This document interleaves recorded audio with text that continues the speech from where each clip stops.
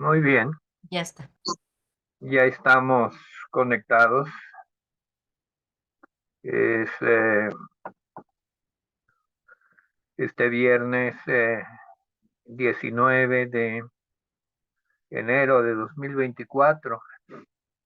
Eh, Hacemos una remembranza en una fecha como hoy. Hace un año empezamos el estudio de el reino, las enseñanzas sobre el reino de Dios, y hemos llevado un año de profundizar en las diferentes enseñanzas, guiándonos a través del Evangelio según San Mateo. Eh, eh, Sería largo y el hacer un resumen de todo lo que hemos recorrido, pero indudablemente que ha cambiado nuestro corazón, nuestro sentir al respecto de de muchas cosas que quizás teníamos entendidas, pero un tanto superficialmente. Y la palabra de Dios, que es viva y eficaz, más cortante que una espada de dos filos, pues nos ha llevado a discernir las intenciones del alma y el espíritu y a conocer los misterios del reino de Dios. Porque así le ha placido a nuestro Señor, a nuestro Dios. Todo aquel que se acerca humildemente no regresa vacío. Todo aquel que viene humildemente delante del Señor no es echado fuera, no es rechazado. Y a ti, discípulo, ya sea discípulo de tiempo o un discípulo nuevo que te has acercado a las parábolas del reino, a la historia del reino de Dios, a la verdad del reino de Dios, pues hazlo con decisión, con fe y con confianza. El Señor te está esperando, ¿no? No es un tiempo de gracia, un tiempo en el cual, pues, Él trata con nuestro carácter, nuestra dureza de corazón, y en la medida en que pues vamos caminando y vemos la maldad de nuestro pecado en nosotros y deseamos vivir una vida diferente por medio del arrepentimiento personal y tomándonos de la obra perfecta de Cristo, pues Él no nos echa afuera, Él nos da las riquezas que tiene para nuestra vida, porque Él nos creó de una manera que quiere que la retomemos, que la tomemos y la hagamos realidad por medio de su amor y su dirección. En esta ocasión, pues hago una introducción un tanto breve que siento que es pertinente. La Biblia que el Señor ha puesto en nuestras manos, es el único libro que señala al pecado como el problema del hombre. Si tú has sido un lector asiduo a todo tipo de literatura, ya sea de tipo filosófica, histórica o religiosa, no encontrarías en ningún otro eh, eh, tomo, en ningún otro libro más que la Biblia, un diagnóstico tan cierto, tan verdadero sobre la razón por la cual el hombre pues vive como vive y es como es, eh, eh, sufriendo tanto, cometiendo tantas barbaridades en muchos sentidos y no sabiendo el por qué. Pero la Biblia nos acerca al punto del problema, nos acerca a la verdad del problema del hombre y nos lo explica paso a paso y nos lleva de la mano para que comprendamos y de ser nuestro deseo nos arrepintamos de haber vivido como estábamos viviendo y vengamos pues arrepentidos y deseosos de cambio a ser limpiados por la sangre de Cristo, su sacrificio expiatorio. Así pues, la Biblia es el único libro donde vamos a encontrar esa historia, el pecado como el problema del hombre.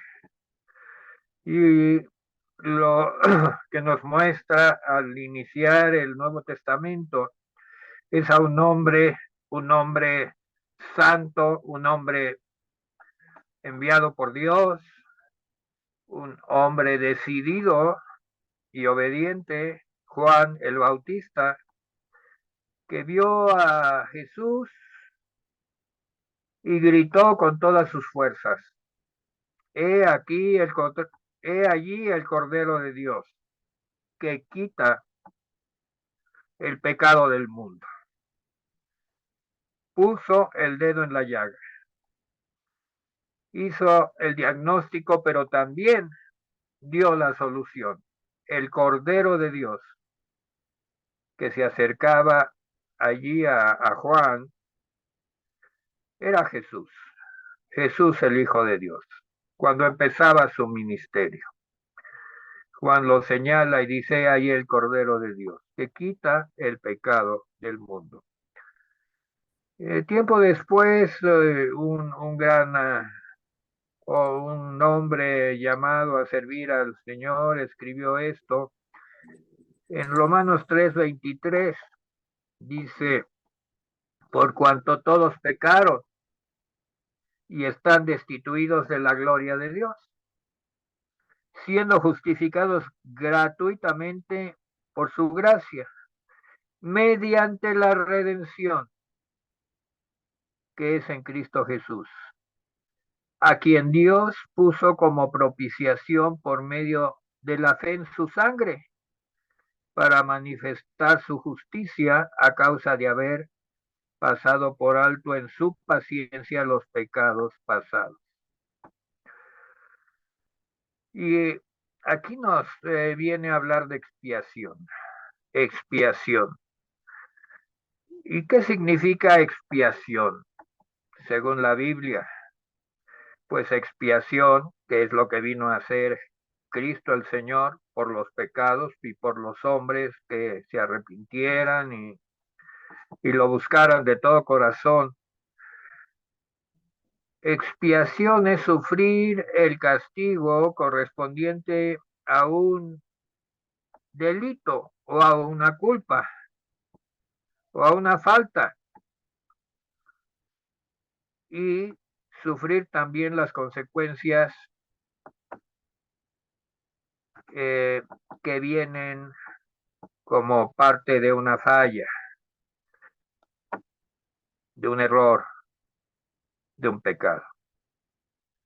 Eso es expiación. Alguien que sufre el castigo correspondiente a un delito, a una culpa, y aún sufre y paga en sí mismo por las consecuencias relativas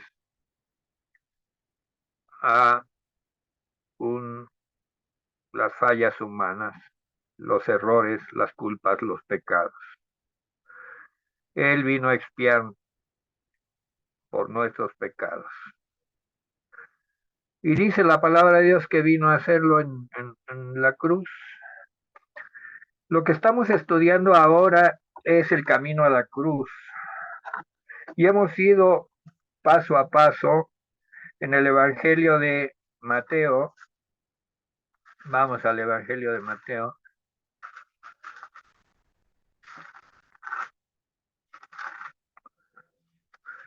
27.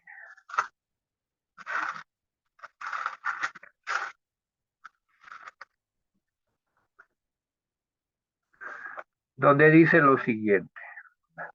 Y esta es la porción que vamos a tratar. Los dos comentaristas que somos pues su servidor y Yazaret, sierva de Dios. Los dos vamos a comentar el mismo pasaje. ¿Por qué? Es que el Espíritu Santo nos hizo sentir que los pasajes en este punto son tan especiales porque tienen que ver directamente con el sufrimiento y el manejo que hubo por parte de los hombres con diferentes clases y niveles de autoridad sobre la persona del Hijo de Dios, a tal grado que da la impresión que los encargados de narrar los hechos, que son los cuatro evangelios, los cuatro evangelistas, Mateo, Marcos, Lucas y Juan,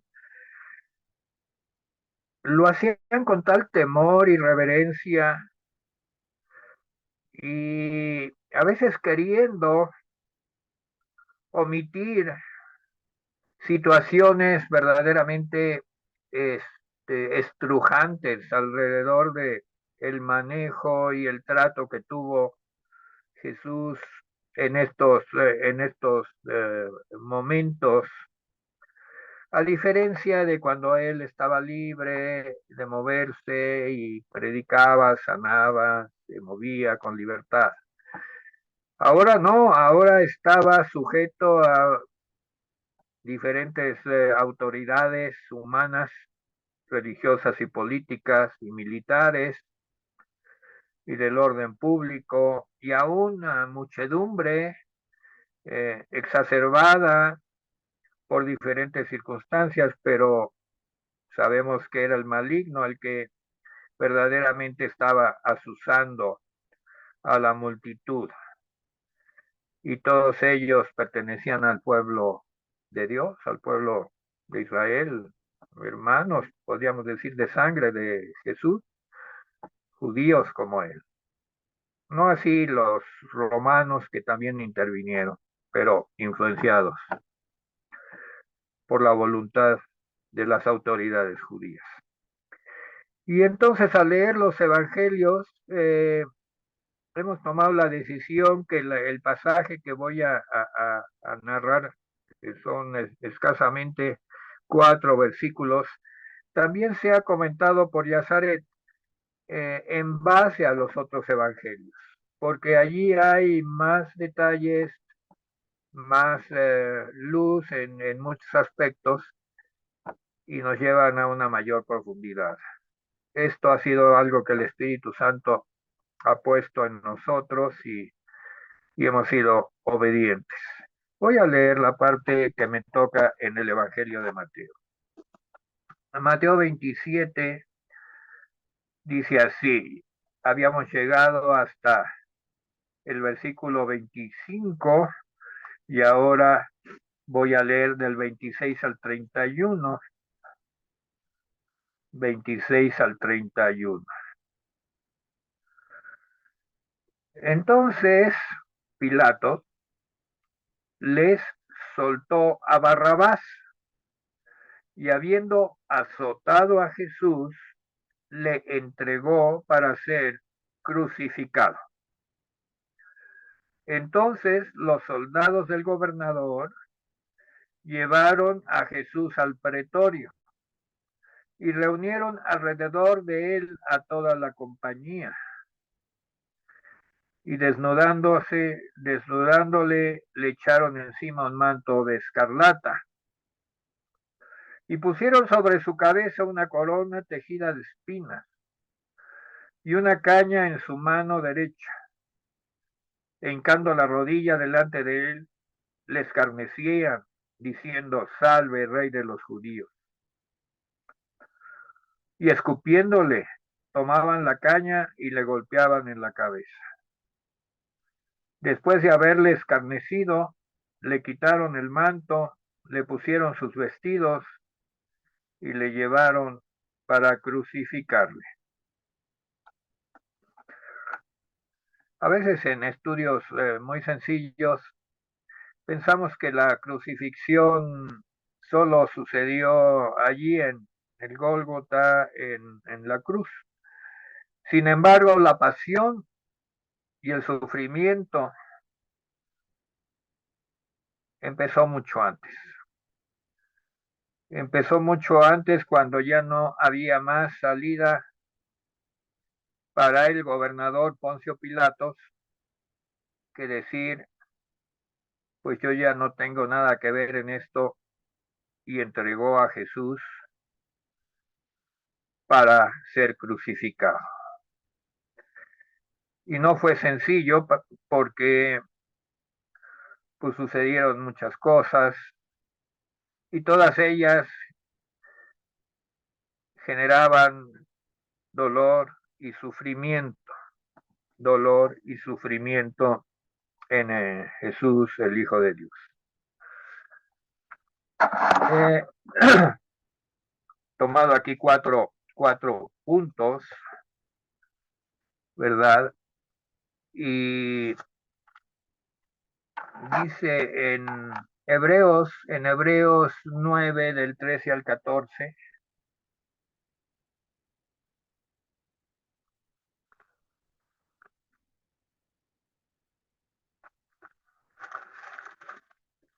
dice así: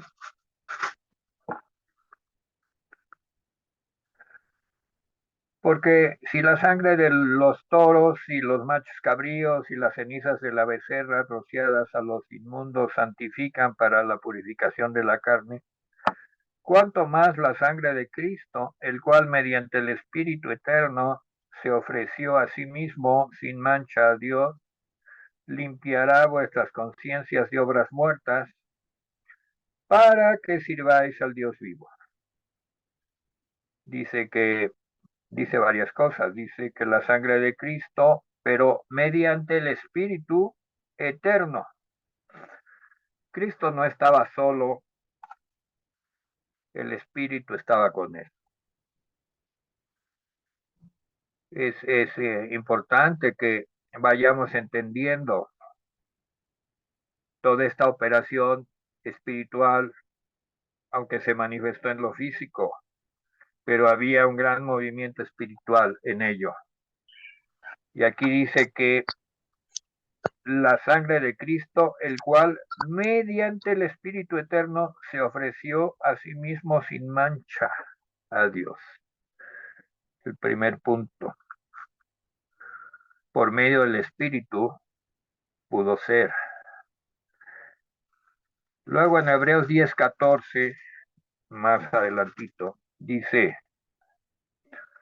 porque con una sola ofrenda hizo perfectos para siempre a los santificados. Una sola hizo perfecto. Ahora la ofrenda, en qué consistía? Pues consistía en entregar su vida en expiación.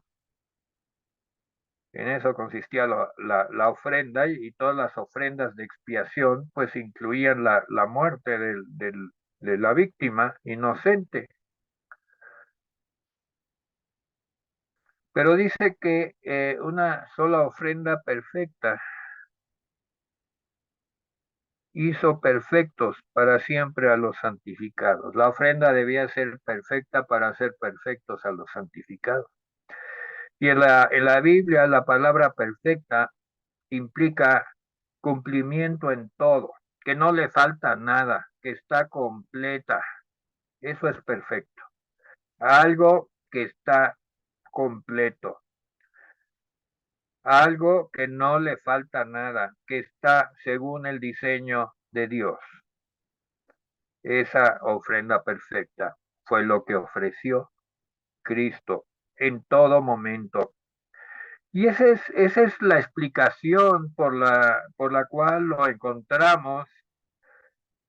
No vamos a decir que tranquilo ni pasivo, indudablemente estaba sufriendo y sufriendo mucho, pero sabía dónde iba y estaba caminando el camino con decisión. Los que estaban dudando y a cada rato cambiaban de opinión eran los hombres, y tomaban modalidades y querían lucirse, unos de una forma, otros de otra, burlarse, en fin, vemos lo grotesco del carácter humano sin redención y la firmeza del Hijo de Dios, Cristo el Señor, enfrente de la tarea que le había tocado realizar voluntariamente. Una sola ofrenda, y la ofrenda debería de ser perfecta. En Isaías 53, del 4 al 5,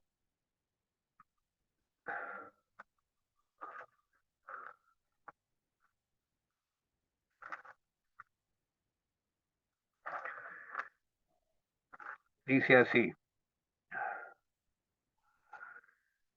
ciertamente Él llevó nuestras enfermedades y sufrió nuestros dolores, y nosotros le tuvimos por azotado, tome nota, azotado, por herido de Dios y abatido, herido de Dios y abatido. Mas el herido fue por nuestras rebeliones, molido por nuestros pecados. El castigo de nuestra paz fue sobre él, y por sus llagas fuimos curados. Dice que él fue azotado. Y en el versículo 52, versículo 13, dice: he aquí mi siervo será prosperado, será engrandecido y exaltado, será puesto muy en alto. 52:14. ¿Cómo se asombraron de ti muchos? De tal manera fue desfigurado de los hombres su parecer y su hermosura, más que la de los hijos de los hombres. Así asombrará él a muchas naciones. Los reyes cerrarán ante él la boca, porque verán lo que nunca les fue contado y entenderán lo que jamás habían oído. Es tan solemne, tan importante lo que estaba sucediendo, que asombraría a todo el que tuviera una pizca de sensibilidad. Asombraría con gran respeto. Y eso es lo que produce en nosotros llevar a cabo este discipulado en este momento y en estos pasajes. Asombro, respeto y, y pedirle al Dios Todopoderoso comprensión en nuestras limitaciones para entender lo que estamos narrando. Y finalmente en Isaías 53, del 7 al 8, dice que angustiado él y afligido no abrió su boca. Como cordero fue llevado al matadero, como oveja delante de sus trasquiladores, enmudeció y no abrió su boca. Casi todos los seres humanos usamos la boca para defendernos y, y esbozamos razones, juicios, pretextos, preparamos discursos en pos de nuestras ideas y de lograr nuestros propósitos. Pero él, para llevar a cabo su misión complicada de sacrificio, de expiación, no abrió su boca. No abrió su boca. No esgrimió razones para salirse del proceso y del camino que él veía claro que se venía encima de él. Eran los hombres los que dudaban. Pilatos tratando de una salida por ahí que lo manda a azotar a ver si con eso bastaba. En fin, Juan, el evangelista, dándonos razones de las cosas, porque él estuvo cerca Él es el que estuvo más cerca de los eventos. Juan estuvo cerca, de hecho, fue parte de los eventos, ya en la cruz es mencionado, pero algo es evidente, él no abrió su boca. Muchas veces cuando dialogó o tuvo controversias con los fariseos, con los escribas, sacerdotes del templo, fue pródigo en razones para sostener las verdades del reino de Dios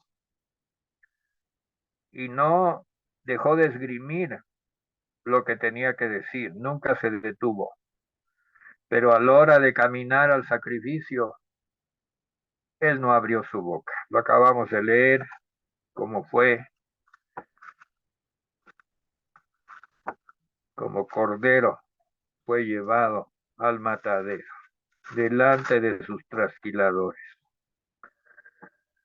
Al meditar en el sacrificio del Cordero de Dios, tenemos que cuidarnos, por lo tanto, de sentir lástima por él.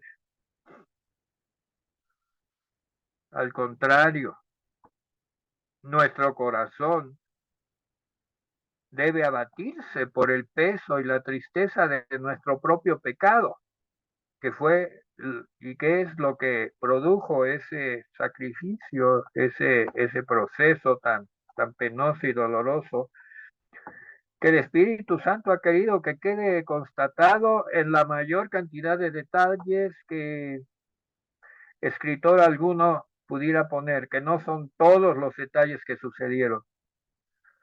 Pero si algo ha de producir en nuestro corazón, no es compasión por Cristo, como lo hacen muchos, sino el peso de nuestro pecado. A tal grado estábamos desfigurados antes de que Él nos tomara y nos perdonara y con sus manos preciosas cambiara nuestra faz de pecadores por la identidad que Él nos ha dado y su gran amor y su gran misericordia. Pero ¿cómo estábamos? ¿Qué clase de pecadores éramos? Ese es, eh, ese es algo que nunca debemos olvidar, aunque ya sabemos que de ahí el Señor nos trajo para una nueva identidad.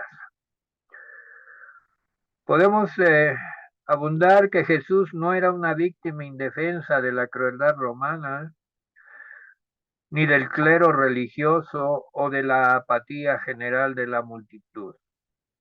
Él era el Cordero de Dios, como lo dijo Juan el Bautista.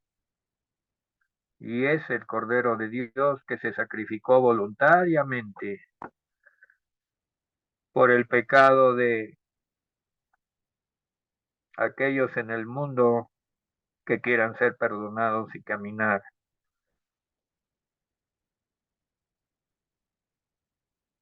hacia el reino de Dios con la identidad que nos da nuestro mismo Señor, al serle fieles y caminar paso a paso, guiados por Él.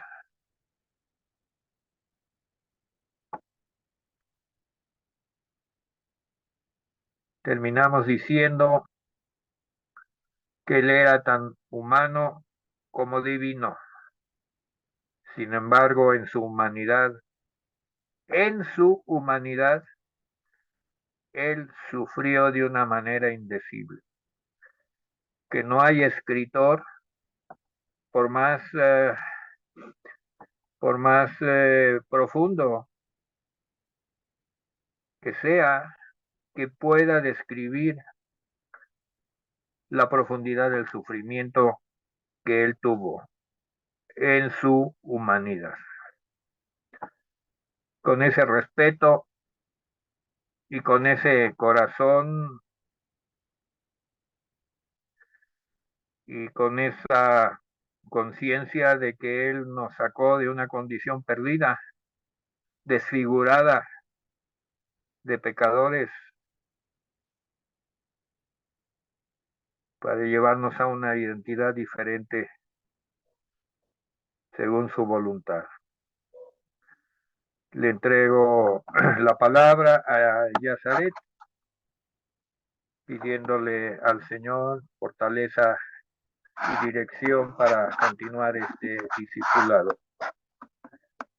He de comentar que el próximo viernes es día de oración en la iglesia, entonces el discipulado continuará en 15 días. Adelante, Yazaret. Bueno, hermanos, pues vamos a retomar este tema y vamos a hablar un poco más en detalle, porque Mateo pues solo toca como muy superficial estos sufrimientos a los que fue sometido pues Jesús. Y quiero que vayan rápidamente conmigo a Lucas 23:16.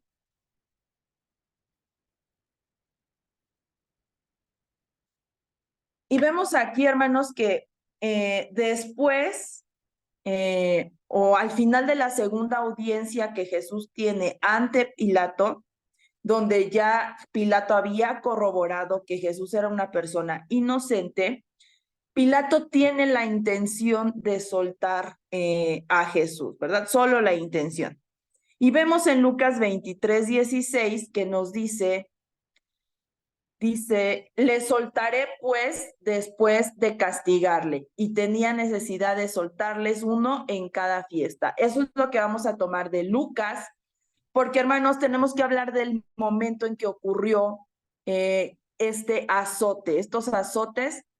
Y quiero entonces que vayamos ahora sí a Juan, porque Juan como que nos toca más en detalle el momento exacto de esto. Porque no ocurrió, hermanos, que lo azotaron e inmediatamente lo soltaron para ser crucificado. No ocurrió de esa manera, sino que vamos a leer qué dice Juan, capítulo desde el 18:39. Ajá. Dice desde Juan y nos vamos a ir hasta el 19. Juan 18:39, pero vosotros tenéis la costumbre de que os suelte uno en la Pascua. ¿Queréis pues que os suelte al rey de los judíos? Entonces todos dieron voces de nuevo diciendo, no a este, sino a Barrabás. Y Barrabás era ladrón.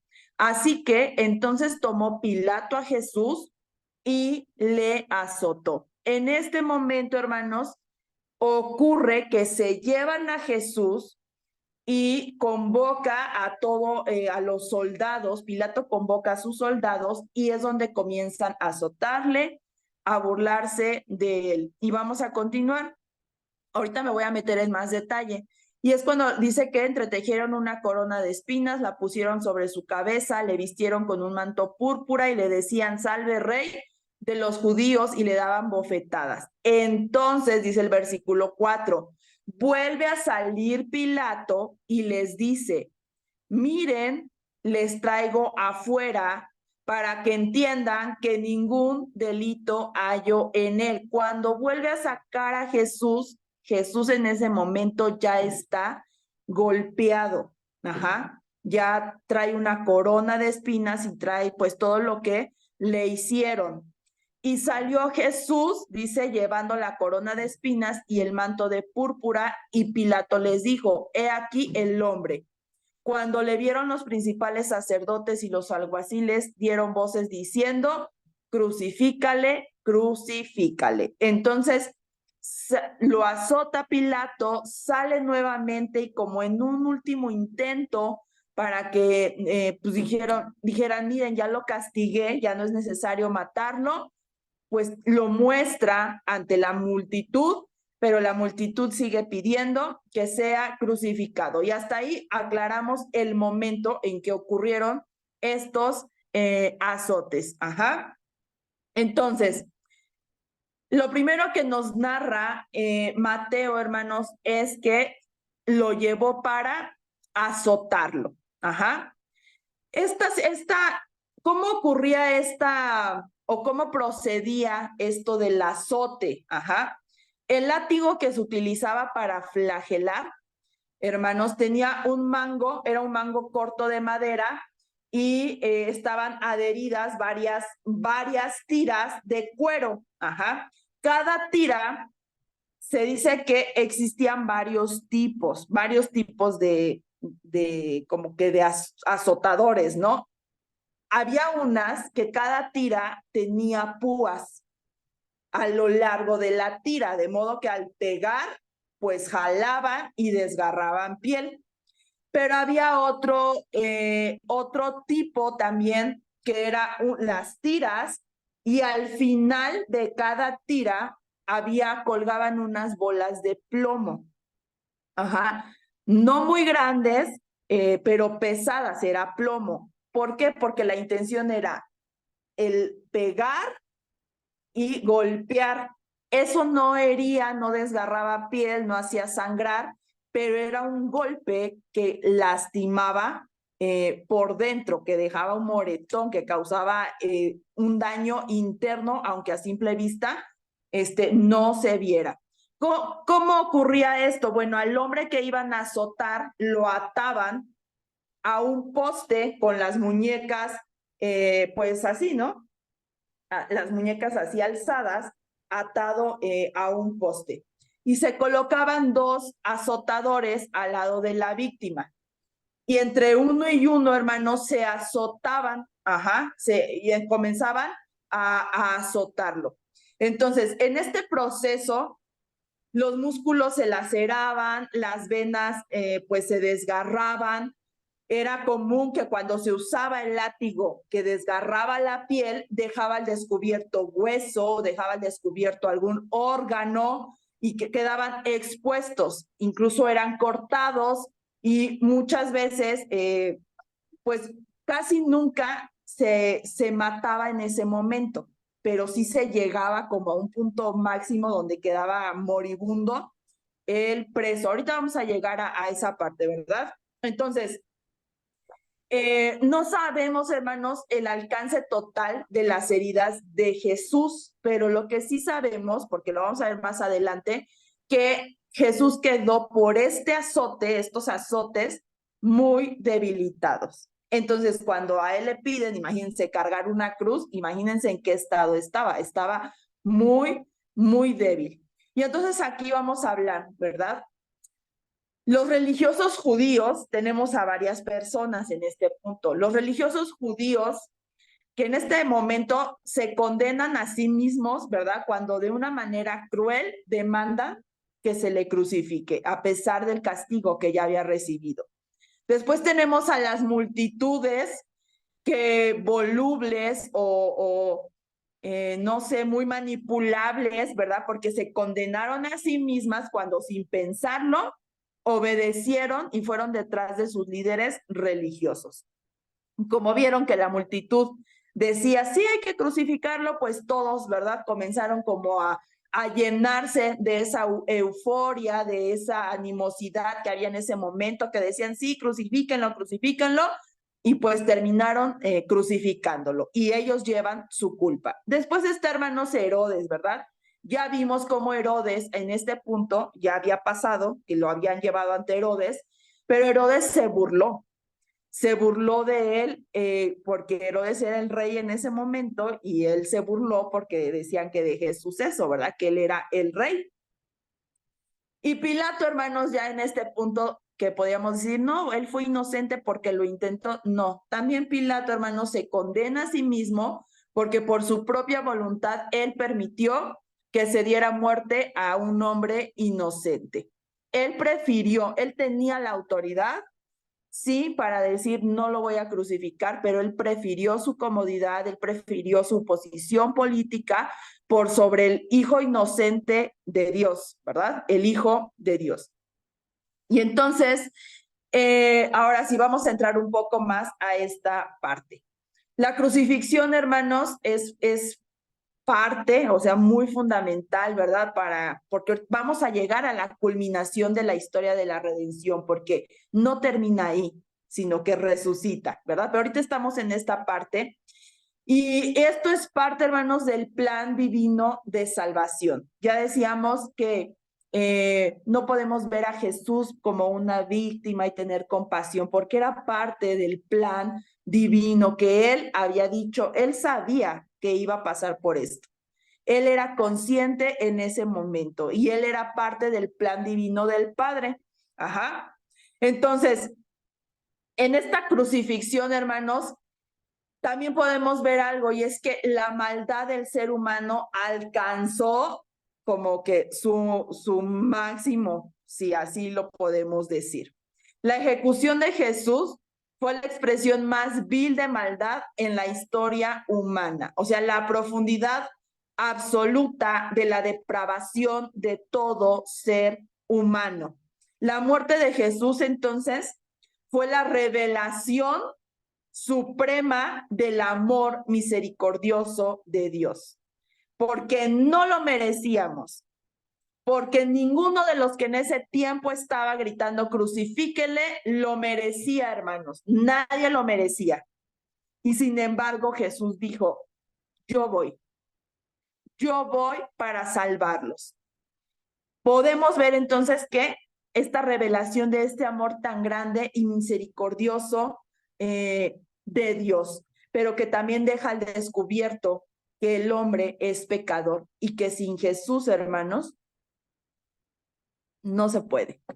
Sin Jesús es imposible siquiera que el Padre nos escuche. Es imposible, es por Jesús. Jesús es el único mediador entre Dios y los hombres y no existe absolutamente nadie más. Jesús fue flagelado por los romanos, hermanos, en una dependencia militar romana. ¿Por qué? Y según las costumbres y las leyes romanas. Y entonces aquí, hermanos, yo quiero hablar del número de azotes.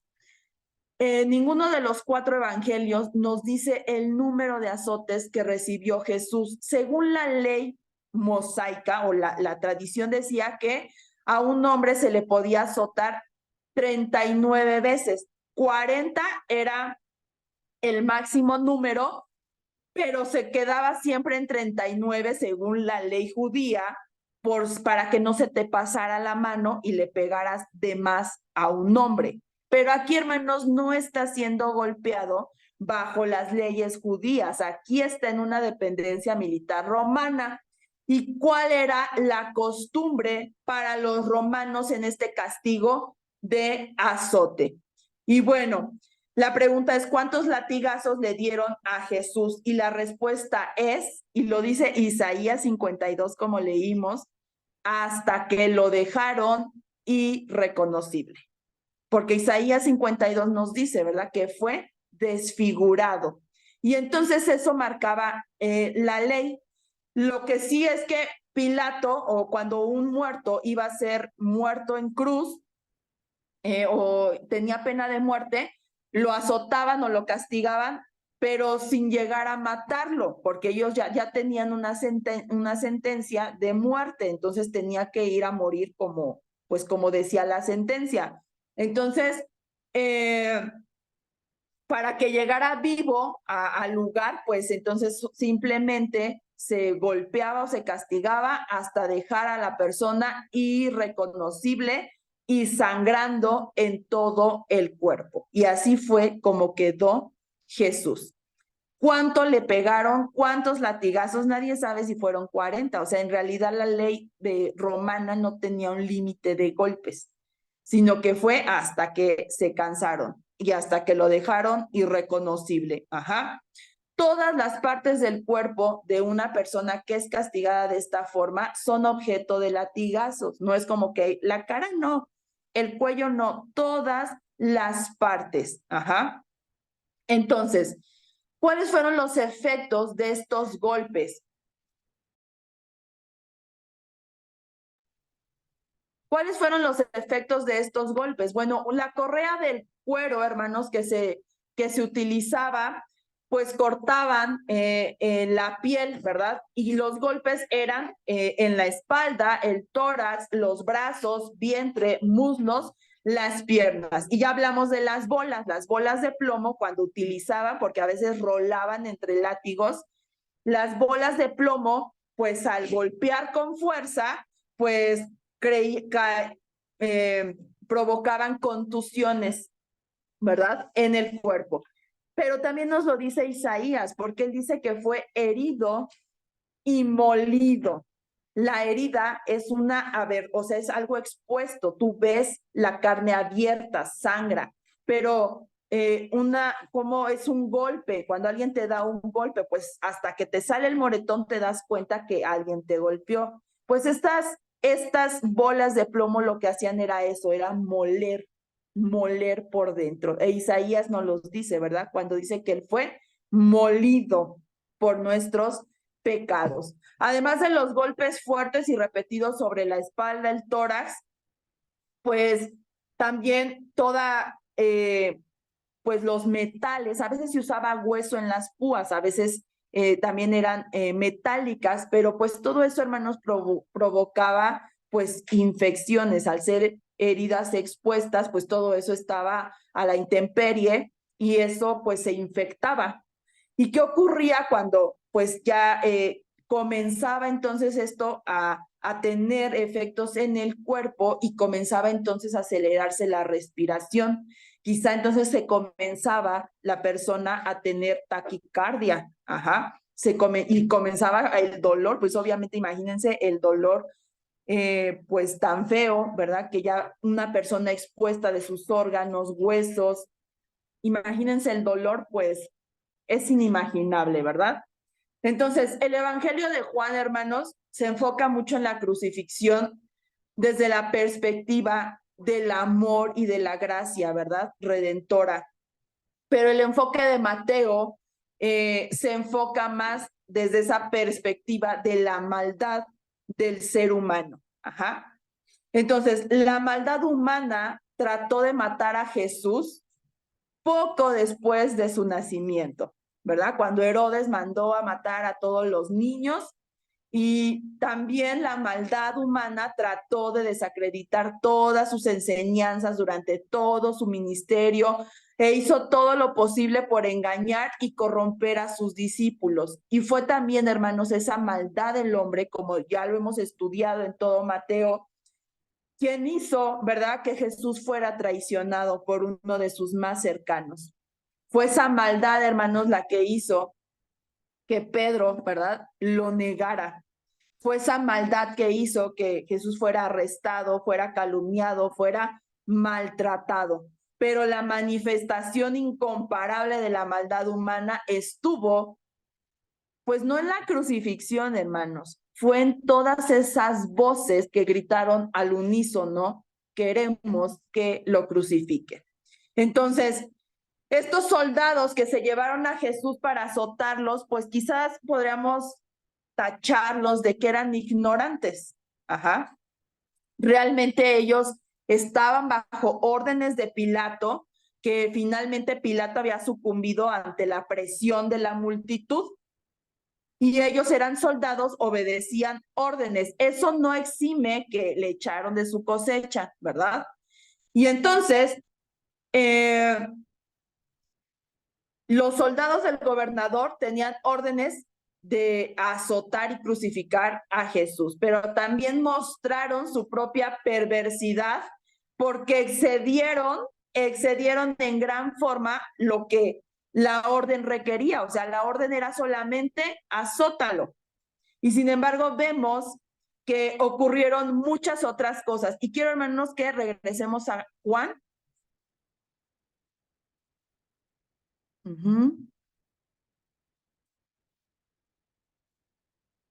Juan, ¿verdad? Entonces, dice Juan 19:1, así que entonces tomó Pilato a Jesús y le azotó. Y los soldados, y aquí empieza, ¿verdad? Todo lo que le echaron de su cosecha, entretejieron una corona de espinas y la pusieron sobre su cabeza y le vistieron con un manto de púrpura y le decían: salve, rey de los judíos, y lo abofetearon. Si nos vamos a Mateo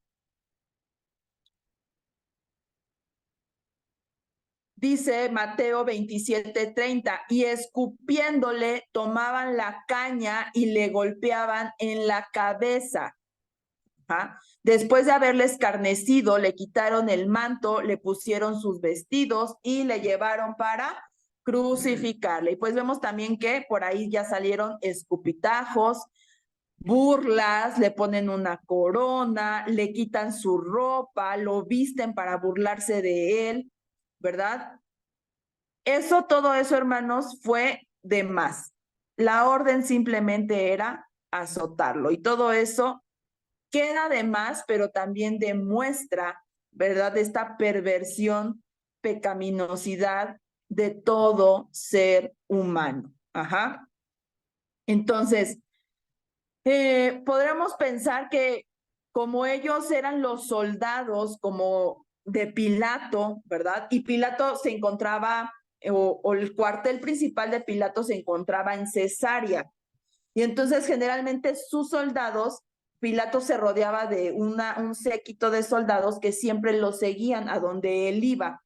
Podríamos pensar que quizá estos soldados no sabían tanto sobre Jesús ni sobre el judaísmo, quizá en sí mismos, ¿verdad? O sea, no sabían más que un soldado promedio romano en Jerusalén y quizá no habían oído nunca hablar de Jesús. Jesús en ese momento para ellos era solo otro prisionero condenado, a quien tenían libertad, porque eso sí lo tenían, y la autoridad que Pilato les había dado de maltratar tanto como ellos quisieran mientras no lo mataran. Eso era el único límite. No lo maten, no lo maten, pero pueden hacer con él lo que quieran. Ajá.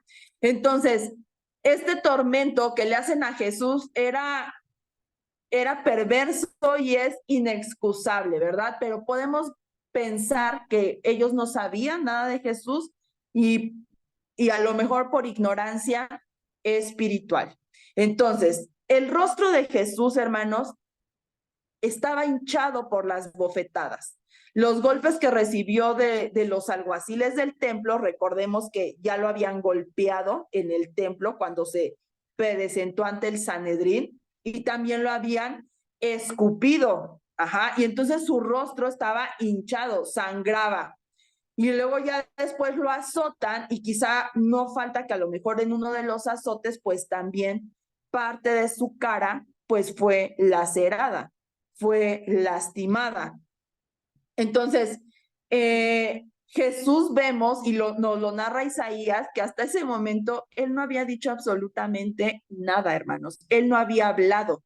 Entonces los soldados, al no hablar, cualquier otro prisionero, porque no era el único ni el primero, cualquier otro prisionero seguramente los maldecía mientras los estaban golpeando, seguramente decían cosas o gritaban de dolor. Pero Jesús hasta ese momento, hermanos, no había hablado, no había pronunciado ninguna palabra. Y quizá los soldados al ver esto o se enojaban o a lo mejor creían que estaba loco o perturbado. Ajá. Y entonces lo hacen pasar por un tonto y se comienzan a burlar y a hacer comentarios en cuanto a que Jesús era un rey, porque recordemos que Pilato sale y dice, ¿no? Aquí está su rey. Aquí está su rey, este es su rey. Entonces, ante esa afirmación o esa acusación que era de lo que se le acusaba, estos dijeron, vamos a burlarnos, como este dice que es un rey y claramente no es un rey. Y entonces comienzan a decirle, ¿verdad? A ver si eres un rey, ¿no? ¿Dónde están tus ejércitos? ¿Dónde está tu reino? Y entonces le ponen una corona, pues de espinas, ¿verdad? Entonces, ahorita voy a hablar un poco, hermano, sobre la corona, ¿verdad? Aunque de un modo muy extremo expresaron una maldad natural que todo corazón humano tiene, todo corazón que no le hace caso a Dios, pues habita en esa persona, en toda persona que rechaza al Hijo de Dios, esta clase de maldad. Pilato no inicia las burlas, pero tampoco se opone a ellas. Y a pesar de sus esfuerzos de absolver a Jesús, Pilato, hermanos, tenía una fama, y Pilato tenía fama no por ser precisamente justo y muy buena persona, sino que era muy cruel y no tenía compasión. Esto lo investigué, hermanos, porque algún historiador habló sobre la persona de Pilato y él decía o escribía que él era famoso por eso, no era una persona compasiva y era muy cruel en cuanto a castigar delincuentes, pues se refería, ¿verdad? Entonces, es posible que cuando estos soldados estaban haciendo estas acciones burlonas, estaban bajo la mirada de Pilato, y Pilato no hizo nada, o sea, no dijo no sean tan crueles o enfóquense solo en dar el castigo que les estoy ordenando. Y como Pilato odiaba a los judíos por temas políticos o por lo que sea, pues también sus soldados aprovechan la oportunidad para descargar toda su ira, pues sobre un judío que había sido condenado por sus propios compatriotas. Y con todos estos nervios, hermanos, en agonía y con el cuerpo quizá temblando de dolor, Jesús se convierte en el objeto de un juego muy diabólico, de mentes diabólicas, de mentes influenciadas por el enemigo totalmente, de mentes que dieron rienda suelta, hermanos, al pecado, a su carnalidad, y vemos aquí la consecuencia. Jesús estaba, cuando está siendo azotado, desvestían al prisionero, y Jesús estaba en ese momento desnudo o semidesnudo por la flagelación. Ajá. Y entonces le habían quitado, recordemos que la vestidura de Jesús era una vestidura única que no tenía costuras. Y le quitan esa vestidura y le echan encima un manto de escarlata. Dos de los evangelistas, Marcos y Lucas, dicen que era púrpura. Me parece que sí. Y bueno, obviamente ellos no tenían preparado un ropaje para burlarse, ¿verdad? Montaron su teatrito en ese momento, pero la capa que usaban generalmente los soldados romanos era color escarlata. Pero la burla que ellos tratan de hacer cuando la colocan sobre Jesús era de ejemplificar que él era un rey, y el color de la realeza, hermanos, es el color púrpura. Por eso quizá la diferencia de los evangelios al decir dos colores, pero no, o sea, púrpura, ¿por qué? Porque estaban representando para burlarse de que él era un rey, y escarlata porque pues seguramente usaron la túnica pues de un soldado romano que tenía ese color. Ajá. Entonces, Isaías, hermanos, 1:18, ¿verdad?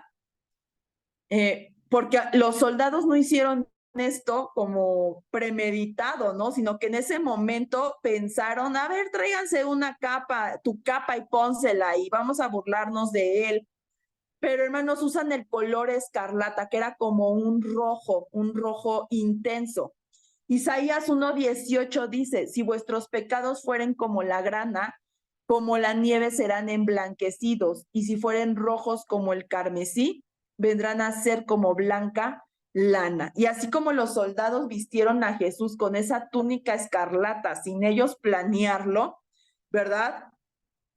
Jesús de manera voluntaria se vistió los pecados rojos, carmesí, escarlatas de todo el mundo, a fin de que todo aquel que crea en él, hermanos, pueda ser libre de ese pecado. Y entonces, para añadir más dolor, entretejen una corona.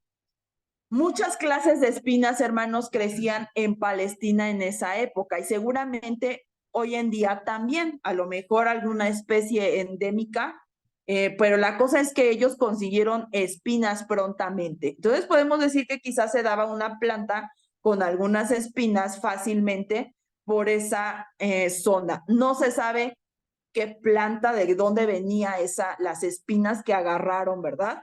Pero el propósito de entretejer esta corona era imitar la corona que usaba el César en ocasiones oficiales. Ajá. Y que incluso en las monedas de ese tiempo que tenían la cara de César, César usaba una corona, no de espinas, de laureles, pero ellos estaban burlándose.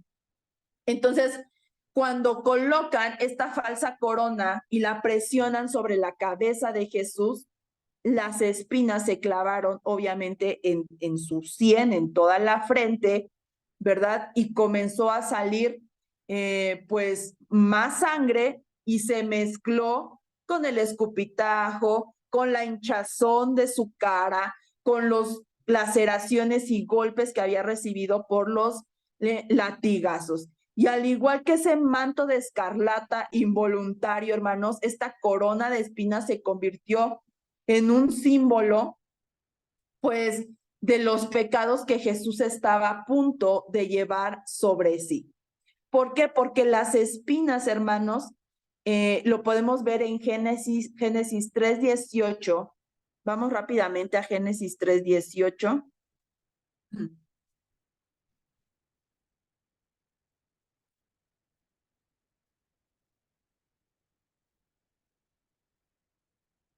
Dice, espinos y cardos te producirá y comerás plantas del campo. Estas palabras las dio Dios, ¿verdad? A Adán y Eva después de que habían pecado y Dios les dice, el pecado, ¿verdad? Es como espinos y cardos, o sea que te va a lastimar, el pecado te va a lastimar. También, hermanos, cuando en la parábola del sembrador, ¿verdad? Que se habla sobre que la parte de la semilla cayó entre espinos y dice que los espinos representan en cierta forma el pecado, el pecado. Entonces, de una forma involuntaria, la corona de espinas se convierte en este símbolo de que Jesús estaba por llevar sobre sí mismo el pecado, ¿verdad? Entonces, el rostro de Jesús en este punto, pues ya está irreconocible y su dolor, pues yo me imagino que era un dolor, hermanos, muy intenso. Y sin embargo, no contentos con eso, le colocan una caña en su mano derecha. Y la caña estaba destinada a representar pues la realeza, como un cetro, ¿verdad? Y este cetro también era un símbolo de autoridad y también se podía ver en las monedas romanas con la figura del César, llevaba un cetro en la mano.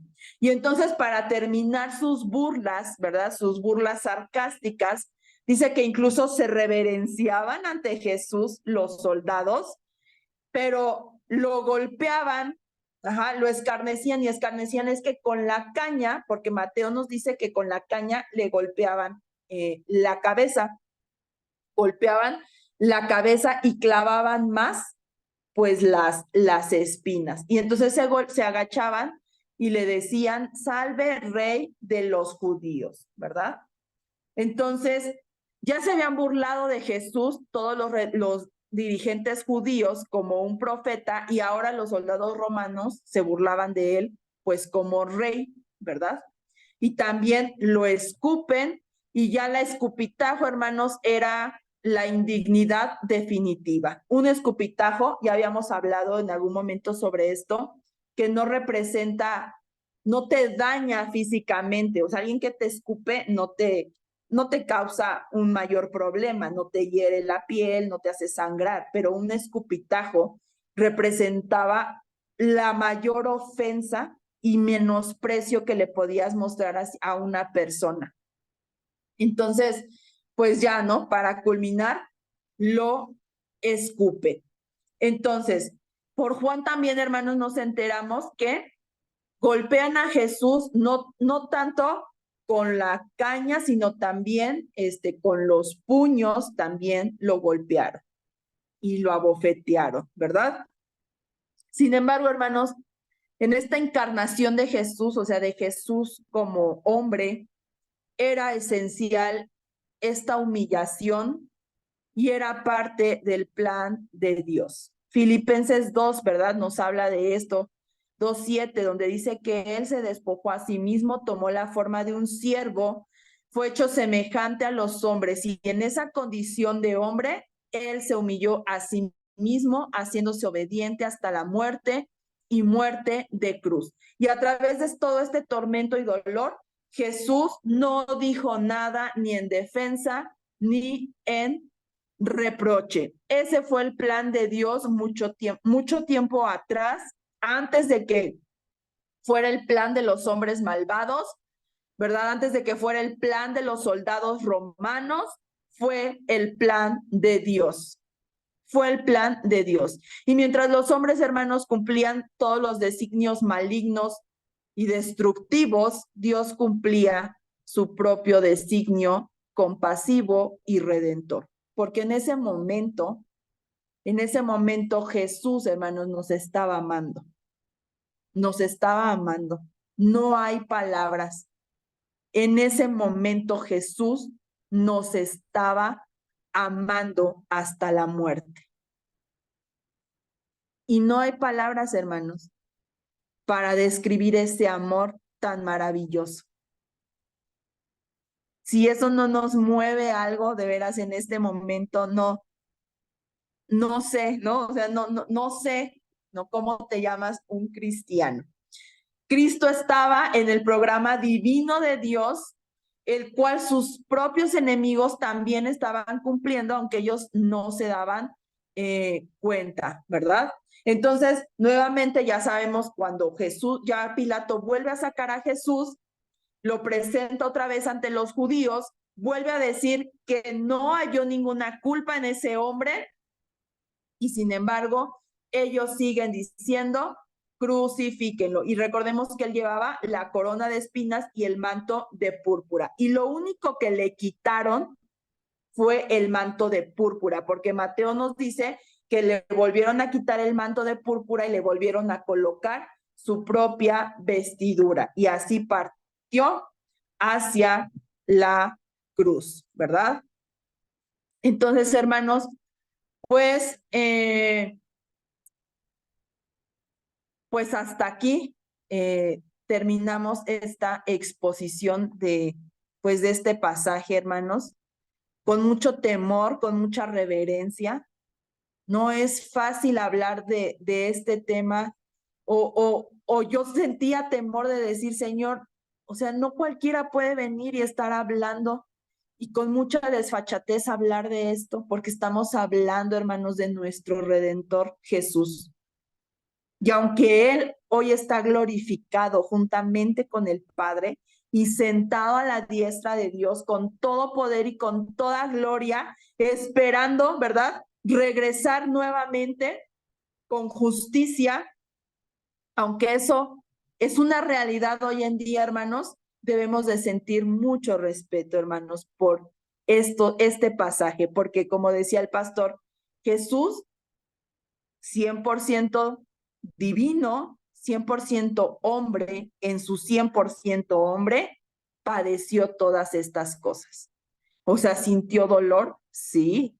¿Le dolieron los golpes? Sí. ¿Se debilitó? ¿Le latió el corazón con fuerza? Sí. Sí. Y en todo ese caminar y en todo momento, Él nos estaba amando. No hay otras palabras. Era amor. Y es amor, hermanos. Y fue amor hasta el final. Entonces, en ese sentir me gustaría, pues, que oráramos en este momento para terminar.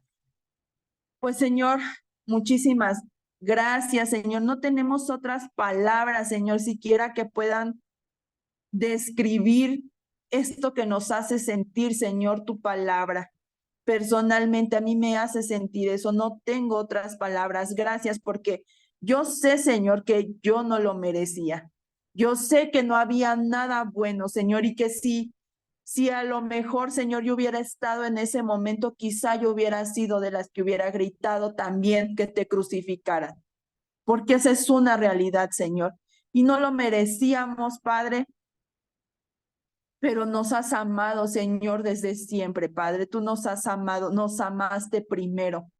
Y eso, Señor, llena mi corazón de mucha gratitud y muchas gracias, Señor, por todo esto que tú hiciste, Señor, por unos pecadores que inmerecidamente, Señor, pues Tú ya nos tenías pensado, Señor, hasta el día de hoy, mi Dios. Y Señor, muchísimas gracias, Señor, porque tú nos abriste a través de esto el camino, Señor, la brecha, la oportunidad, Señor, para ser verdaderamente libres del pecado, Señor, porque también tu palabra dice, Señor, que tú nos dejaste, no estamos solos, tú dejaste, Señor, al otro consolador, al Espíritu Santo, el que nos recordaría todas las cosas. Y tu palabra dice que donde está el Espíritu de Dios, ahí hay libertad. Y nosotros, Señor, hemos sido verdaderamente libres, Señor, para ya no pecar, para ser libres, Señor, de esa pecaminosidad, Señor, para ser libres de eso que nos tenía atados y condenados, Señor, al infierno. Muchas gracias, Señor, y con ese sentido, Señor, de gratitud, mi Dios, hoy queremos despedir este estudio, Señor, y te pido que esta palabra, Señor, haga, Señor, resuene, Padre, en cada corazón de mis hermanos, Señor, que hoy estuvieron en este estudio. Haga un eco, Señor, para que voltemos a mirarte a ti, Señor, pero no a ti crucificado, Señor, sino a ti resucitado y en las alturas, Señor, con toda la gloria, Señor, y siendo nuestro Señor, y siendo nuestro Salvador, y siendo nuestro Rey, porque tú eres, Señor, el Rey de Reyes y Señor de Señores. Gracias, mi Dios. Gracias, Jesús. Amén. Pues, hermanos, estamos despedidos. Bendiciones a todos. Bendiciones, hermanos, un Gracias, abrazo. Yacita. Gracias, pastor. Bendiciones, gracias. Gracias, Dios los bendiga.